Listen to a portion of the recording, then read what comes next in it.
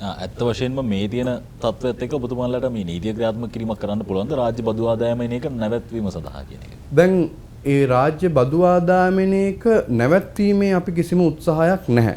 අපේ උත්සාහය මිනිසුන්ව දැනුවත් කළා ඒ රාජ්‍ය ලැබෙන බදු ආදායම අපි ඊට වඩා 3 ගුණයක් වියදම් කරනවා මේ රටේ මිනිසුන්ව රැකගන්න.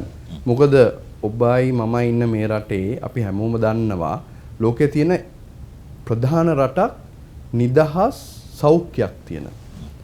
ඔබතුමාට කොච්චර සල්ලි තිබ්බත් අදටත් ගිහිල්ලා රජයේ රෝහලකින් නොමිලේ බෙහෙත් ගන්න හැකියාව තියෙනවා. මම හිතන්නේ වෙන රටවල් වල එහෙම පුළුවන් කියලා. tamunට රක්ෂණ ආවරණයක් නැත්නම් එහෙම බෑ. ඒ වගේම යම්කිසි පහළම අඩියකට වැටිච්ච මේ අපේ මේ ශ්‍රී ලංකාව හරි ශ්‍රී ලංකාව තුල ජීවත් වෙන නැත්නම් විදේශීය රටක කෙනෙක්ට හරි අවශ්‍ය නම් ගිහිල්ලා ඒ රෝගී තත්ත්වයට බෙහෙත් ගැනීමට ඒ අවස්ථාවේ හැකියාව තියෙනවා. ඉතින් එහෙම නිදහස් සෞඛ්‍යයකට අපේ බදු ආදායම තමයි වියදම් කරන්නේ. එතකොට ඒ ලැබෙන බදු ආදායමට වඩා අපේම බදු ආදායම ඊට වඩා වියදම් කරනවා නම් ඒකේ කියනත එහෙම ප්‍රතිඵලයක් නැහැ ඇත්තටම.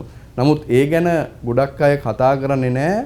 විවිධ හේතුන් තියෙන පුළුවන්. ඇත්ත කතාව තමයි ලබන බදු ආදායම වගේ 3-4 ගුණයක් අපි වියදම් කරනවා මේ නිදහස් මහජන නිදහස් සෞඛ්‍යෙන් ඊට අදාළව විශේෂයෙන් හැදෙන ලෙඩ රෝග වලට බෙහෙත් කරන්න.